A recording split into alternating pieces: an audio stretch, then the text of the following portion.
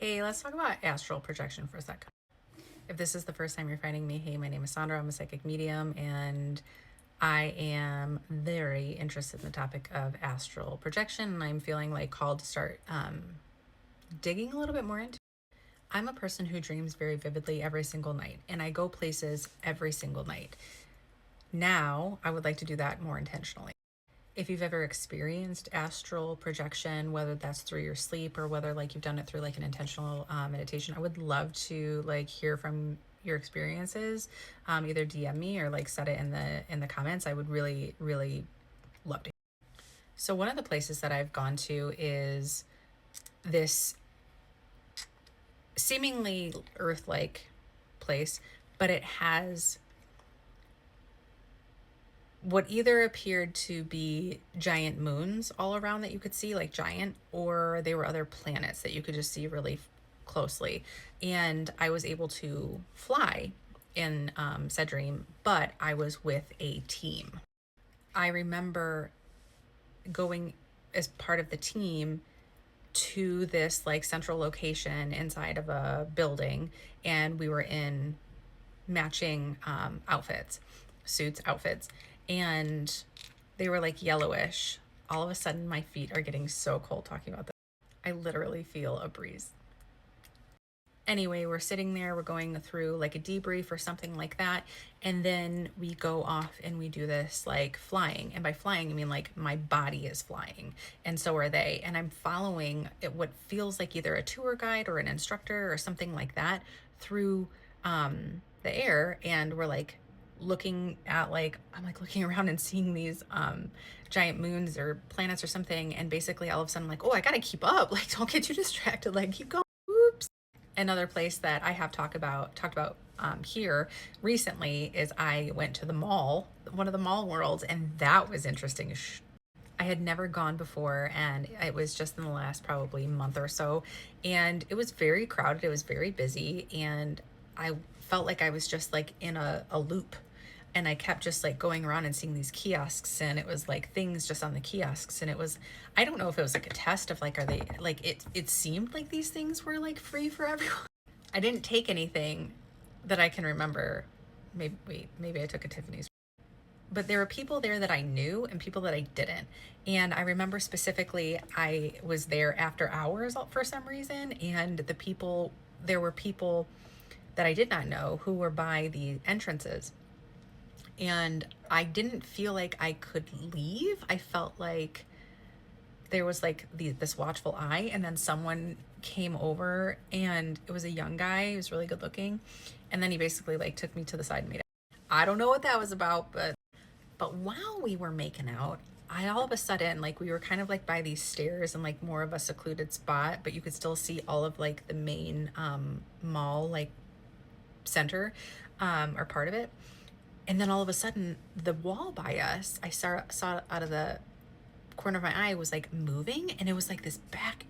There was like a whole back room, like, and I was like, oh, I don't. This feels really uncomfortable, and so that's kind of where the dream ended. Now, this one in particular, I have gone to a handful of times as a kid. Didn't have any idea that this is what was happening, and then I all of a sudden had this memory. I remember talking to my mom about it, and I remember talking like to some people like, does anyone else have this? Soft pinks, soft oranges, soft yellows, like purpley blues, like the clouds were clouding, right? And there's clouds all in the background, but then I'm on these clouds, like watching from like a third party view, astral projecting as a kid. And I'm seeing this person, this energy with like a clipboard, and the colors on their garb match the clouds. And anyway, I can't see the faces, but their skin, what I would consider skin, is translucent.